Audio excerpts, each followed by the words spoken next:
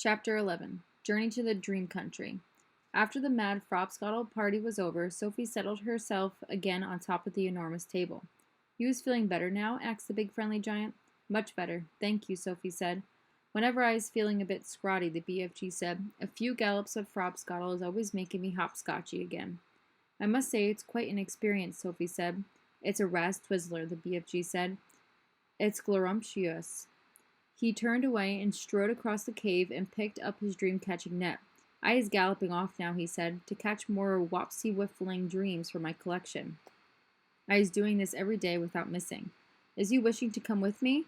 "Not me, thank you very much," Sophie said. "Not with those other giants lurking outside." "I is snuggling you very cozy into the pocket of my waistcoat," the BFG said.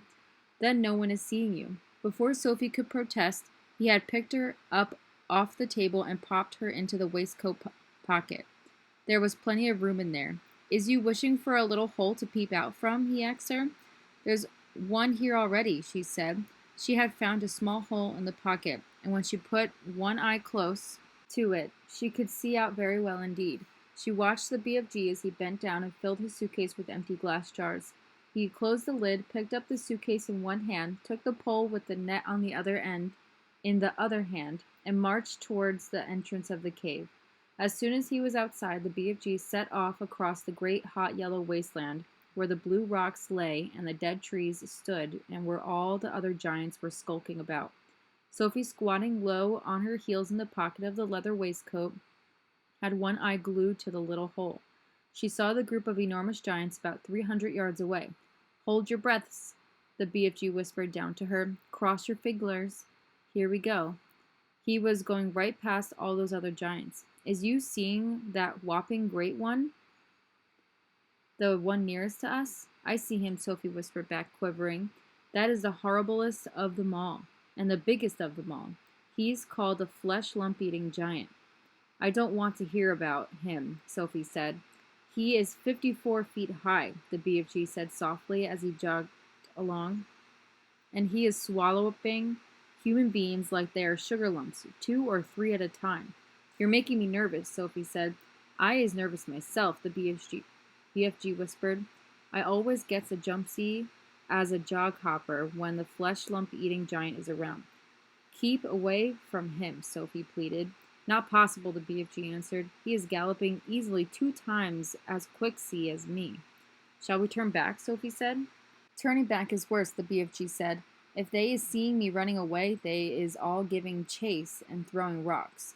"They would never eat you, though, would they?" Sophie asked. "Giants is never guzzling other giants," the BFG said. "They is fighting and squarreling a lot with each other, but never guzzling.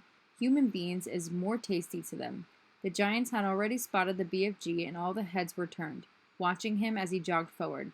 He was aiming to pass well to the right of the group. Through her little peephole, Sophie saw the flesh lump-eating giant moving over to intercept them. He didn't hurry. He just lopped over casually to a point where the BFG would have to pass. The others lopped after him. Sophie counted 9 of them altogether, and she recognized the blood bottler in the middle of them. They were bored. They had nothing to do until nightfall. There was an air of menace around them as they lopped slowly across the plain with long, lolloping strides, heading for the BFG. "Here comes the runty one," boomed the flesh lump eater. "Ho ho there, runty one. Where is you splashwinkling away to in such a hefty hurry?" He shot out an enormous arm and grabbed the BFG by the hair. The BFG didn't struggle. He simply stopped and stood quite still and said, "Be so kind as to be letting go of my hair, flesh lump eater." The flesh lump eater released him and stepped back a pace. The other giants stood around waiting for the fun to start. "Now then, you little grob squiffler," boomed the flesh lump eater. "We is all of us wanting to know where you is galloping off to every day in the daytime. Nobody ought to be galloping off to anywhere until it's getting dark. The human beings could easily be spotting you and starting a giant hunt, and we is not wanting that to happen, is we not?" "We is not," shouted the other giants. "Go back to your cave, runty one." "I is not galloping to any human being country," the BFG said. "I is going to other places." "I is thinking," said the flesh lump eater, "that you is catching human beings and keeping them as pets." "Right you is," cried the blood bottler. "Just now I is hearing them chittering away to one of them in his cave. You is welcome to go and search my cave from frack to bunt, the BFG answered. You can go looking into every crook and nanny.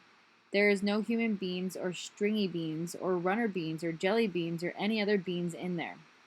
Sophie crouched still as a mouse inside the BFG's pocket. She hardly dared to breathe. She was terrified she might sneeze. The slightest sound or movement could give her away. Through the tiny peephole she watched the giants clustering around the poor BFG. How revolting they were! All of them had piggy little eyes and enormous mouths. When the flesh lump eater was speaking, she got a glimpse of his tongue. It was jet black, like the slab of black steak. Every one of them was more than twice as tall as the BFG. Suddenly the flesh lump eater shot out two enormous hands and grappled the BFG around the waist. He tossed him high in the air and shouted, "Catch him, manhugger." The manhugger caught him. The other giants spread out quickly in a large circle, each giant about 20 yards from his neighbor, preparing for the game they were going to play. Now the manhugger threw the BFG high and far, shouting, "Catch him, Bone Cruncher." The Bone Cruncher ran forward and caught the tumbling BFG and immediately swung him up again. "Catch him, Child Chewer," he shouted. And so on, and so it went on. The giants were playing ball with the BFG, vying with each other to see who could throw him the highest.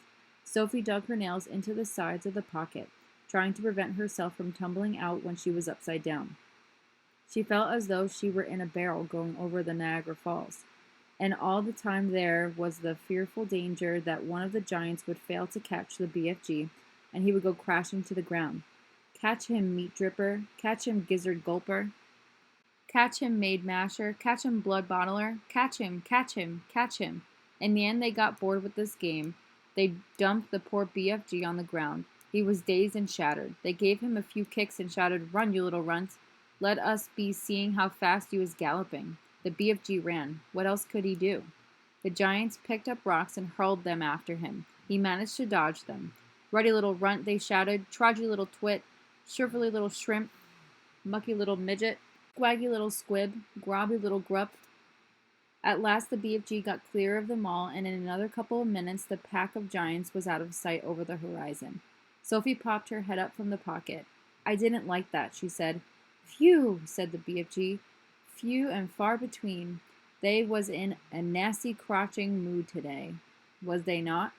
I is sorry you was having such a whirligig time." "No worse than you," Sophie said. "Would they ever really hurt you?" "I isn't ever trusting them," the BFG said. "How do they actually catch the humans they eat?" Sophie asked. "They is usually just sticking an arm in through the bedroom window and snitching them from their beds," the BFG said. "Like you did to me?" "Ah, but I isn't eating you," the BFG said. "How else do they catch them?" Sophie asked. "Sometimes," the BFG said, "they is swimmeling from the sea like fishies with only their heads showing above the water. And then out comes a big, hairy hand and grapples someone off the beach." "Children as well?" "Often chidlers," the BFG said. "Little chidlers who is building sandcastles on the beach. That is who the swimmeling ones are after. Little chidlers is not so tough to eat as old grandmama." So says the child-chewing giant. As they talked, the BFG was galloping fast over the land. Sophie was standing right up in his waistcoat pocket now, and holding onto the edge with both hands. Her head and shoulders were in the open and the wind was blowing in her hair. "How else do they catch people?" she said. "All of them is having their own special ways of catching the human being," the BFG said. "The meat-dripping giant is preferring to pretend he is a big tree growing in the park. He is standing in the park in the dusky evening and he is holding great big branches over his head. And there he is waiting until some happy families is coming to have a picnic under the spreading tree. The meat-dripping giant is watching them as they lay out their little picnic. But in the end, it is the meat dripper who is having the picnic." "It's too awful," Sophie cried. "The gizzard-gulping giant is a city lover," the BFG went on. "The gizzard-gulper is lying high up between the roofs of houses in big cities. He is lying there snugly as a sniggler and watching the human beings walking on the street below. And when he sees one that looks like it has a wopsy good flavor, he grabs it. He is simply reaching down and snatching it off the street like a monkey taking a nut. He says it is nice to be able to pick and choose what you is having for your supper. He says it is like choosing from a menu." "Don't people see him doing it?" Sophie asked. Never is they seeing him. Do not forget it is dusky dark at this time. Also, the gizzard gulper has a very fast arm. His arm is going up and down quicker than Squinker's. But if all these people are disappearing every night, surely there is some sort of an outcry, Sophie said. The world is a whopping big place, the BFG said. It has 100 different countries. The Giants is clever. They is careful not to be skid-diddling off to the same country too often. They's always switch fiddling around. Even so, Sophie said. Do not forget, the BFG said, that human beings is disappearing everywhere all the time, even without the Giants is guzzling them up. Human beings is killing each other much quicker than the Giants is doing it. But they don't eat each other, Sophie said. Giants isn't eating each other either, the BFG said. Nor is Giants killing each other. Giants is not very lovely, but they is not killing each other. Nor is crocodile dillies killing other crocodile dillies. Nor is pussycats killing pussycats. They kill mice, Sophie said. Ah, but they is not killing their own kind, the BFG said. Human beings is the only animals that is killing their own kind. Don't poisonous snakes kill each other? Sophie asked. She was searching desperately for another creature that behaved as badly as the human. Even poisonous snakes is never killing each other, the BFG said, nor is the most fearsome creatures like tigers or rhinoceros. None of them is ever killing their own kind. Has you ever thought about that? Sophie kept silent. I is not understanding human beings at all, the BFG said. You is a human being, and you is saying it is grizzling and horrigus for giants to be eating human beings, right or left? Right, Sophie said. But human beings is squishing each other all the time, the BFG said. They is shooting guns and going up in aeroplanes to drop their bombs on each other's heads every week. Human beings is always killing other human beings. He was right. Of course he was right, and Sophie knew it. She was beginning to wonder whether humans were actually any better than giants. Even so, she said, defending her own race, I think it's rotten that those foul giants should go off every night to eat humans. Humans have never done them any harm. That is what the little piggywig is saying every day, the BFG answered. He is saying, I has never done any harm to the human being, so why should he be eating me? Oh dear, Sophie said. The human beings is making rules to suit themselves, the BFG went on. But the rules they is making do not suit the little piggywiggies. Am I right or left? Right, Sophie said. Giants is also making rules. Their rules is not suiting the human beings. Everybody is making his own rules to suit himself. But you don't like it that those beastly giants are eating humans every night, do you? Sophie asked. I do not, the BFG answered firmly. One right is not making two lefts. Is you quite cozy down there in my pocket? I'm fine, Sophie said. Then suddenly, once again, the BFG went into that magical top gear of his. He began hurtling forward with phenomenal leaps. His speed was unbelievable. The landscape became blurred, and again Sophie had to duck down out of the whistling gale to save her head from being blown off her shoulders. She crouched in the pocket and listened to the wind screaming past. It came knifing in through the tiny peephole in the pocket and whooshed around her like a hurricane. But this time the BFG didn't stay in the top gear long. It seemed as though he had some barrier to cross, a vast mountain perhaps, or an ocean, or a great desert. But having crossed it, he once again slowed down to his normal gallop, and Sophie was able to pop her head up and look out once more at the view. She noticed immediately that they were now in an altogether paler country. The sun had disappeared above a film of vapor. The air was becoming cooler every minute. The land was flat and treeless, and there seemed to be no color in it at all. Every minute the mist became thicker. The air became colder still, and everything became paler and paler until soon there was nothing but gray and white all around them. They were in a country of swirling mists and ghostly vapors. There was some sort of grass underfoot, but it was not green. It was ashy gray. There was no sign of a living creature and no sound at all except for the soft thud of the BFG's footsteps as he hurtled on through the fog. Suddenly he stopped. We is here at last, and he announced. He bent down and lifted Sophie from his pocket and put her on the ground. She was still in her night-tie, and her feet were bare. She shivered and stared around her at the swirling mists and ghostly vapors. Where are we? She asked. We is in dream country, the BFG said. This is where all dreams is beginning. Chapter 12, Dream Catching. The big friendly giant put the suitcase on the ground. He bent down low so that his enormous face was close to Sophie's. From now on, we is keeping as still as winky little miceies, he whispered.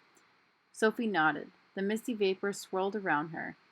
It made her cheeks damp and left dewdrops in her hair.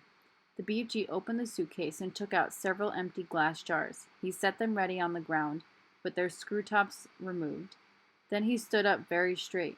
His head was now high up in the swirling mist, and it kept disappearing, then appearing again. He was holding the long net in his right hand. Sophie, staring upwards, saw through the mist that his colossal ears were beginning to swivel from his head. He began waving gently to and fro. Suddenly the BFG pounced. He leaped high in the air and swung the net through the mist with a great swishing sweep of his arm.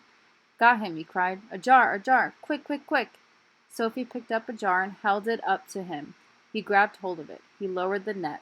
Very carefully, he tipped something absolutely invisible from the net into the jar. He dropped the net and swiftly clapped one hand over the jar. "The top," he whispered. "The jar top, quick!" Sophie picked up the screw top and handed it to him. He screwed it on tight, and the jar was closed. The BFG was very excited. He held the jar close to one ear and listened intently. "It's a wink squiffler," he whispered with a thrill in his voice. It's even better. It's a fizz wizard. It's a golden fizz wizard." Sophie stared at him. Oh my," he said, holding the jar in front of him. "This will be giving some little toddler a very happy night when I is blowing it in." Is it really a good one?" Sophie asked. "A good one," he cried. "It's a golden fizz wizard. It's not often I is getting one of these." He handed the jar to Sophie and said, "Please be still as a starfish now. I is thinking there may be a whole swarm of fizz wizards up here today. And do kindly stop breathing. You is terribly noisy down there." "I haven't moved a muscle," Sophie said. "Then don't," the BFG answered sharply. Once again he stood up tall in the mist, holding his net at the ready. Then came the long silence, the waiting, the listening, and at last, with surprising suddenness, came the leap and the swoosh of the net. "Another jar," he cried. "Quick, quick, quick!" When the second dream was safely in the jar, and the top was screwed down, the BFG held it to his ear. "Oh no," he cried. "Oh, mince my maggots! Oh, swipe my swoggles!" "What's the matter?" Sophie asked. "It's a troggle-humper," he shouted. His voice was filled with fury and anguish. "Oh, save our solos!" he cried. "Deliver us from weasels. The devil is dancing on my dibbler." "What are you talking about?" Sophie said. The BFG was getting more distressed every moment. "Oh, bash my eye bones," he cried, waving the jar in the air. "I come all this way to get lovely golden dreams, and what is I catching?" "What are you catching?" Sophie said. "I is catching a frightsome troggle-humper," he cried. "This is a bad, bad dream. It is worse than a bad dream. It's a nightmare." "Oh dear," Sophie said. "What will you do with that?" "I is never, never letting it go," the BFG cried. "If I do, then poor little toddler will be having the most curd-bloodling time. This one is a real kicksy bog thumper. I is exploding it as soon as I get home." "Nightmares are horrible," Sophie said. "I had one once and I woke up sweating all over." "With this one you would be waking up screaming all over," the BFG said. "This one would make your teeth stand on end. If this one got into you, your blood would be freezing into icicles and your skin would go creeping across the floor." "Is it as bad as that?" "It's worse," cried the BFG. "This is a real wopsy-grop switcher." "You said it was a troggle-humper," Sophie told him. "It is a troggle-humper," cried the exasperated BFG, "but it is also a bog-thumper and a grob-switcher. It is all three riddled into one. Oh, I is so glad I is clutching it tight. Ah, you wicked beastie, you," he cried, holding the jar and staring into it. "Never more is you going to be bunk-doodling the poor little human beanie toddlers." Sophie, who was also staring into the glass jar, cried out, "I can see it. There's something in there." "Of course there is something in there," the BFG said. "You was looking at frightsome troggle-humper. But you told me dreams were invisible." "They is always invisible until they is captured," the BFG told her. "After that, they is losing a little of their invisibility. We is seeing this one very clearly." Inside the jar, Sophie could see the faint scarlet outline of something that looked like a mixture between a blob of gas and a bubble of jelly. It was moving violently, thrashing against the sides of the jar and forever changing shape. It's wiggling all over the place, Sophie cried. It's fighting to get out. It'll bash itself into bits. The nastier the dream, the angrier it is getting when it is in prison, the BFG said. It is the same as with wild animals. If an animal is very fierce and you is putting it in a cage, it will make a tremendous rumpeldumpus. If it is a nice animal like a cockatoodle or a frogglefrump, it will sit quietly. Dreams is the exact same. This one is a nasty, fierce, bog-rotting nightmare. Just look at him splashing himself against the glass. It is quite frightening, Sophie cried. I would be hating to get this one inside of me on a darksome night, the BFG said. So would I, Sophie said. The BFG started putting the bottles back into the suitcase. Is that all? Sophie asked. Are we going? I is so upset by the trog-humping, bog-thumping grob switcher, the BFG said, that I is not wishing to go on. Dream catching is finished for today. Soon Sophie was back in the waistcoat pocket, and the BFG was racing home as fast as he could go. When at last they emerged out of the mist and came again onto the hot yellow wasteland, all the other giants were sprawled out on the ground, fast asleep.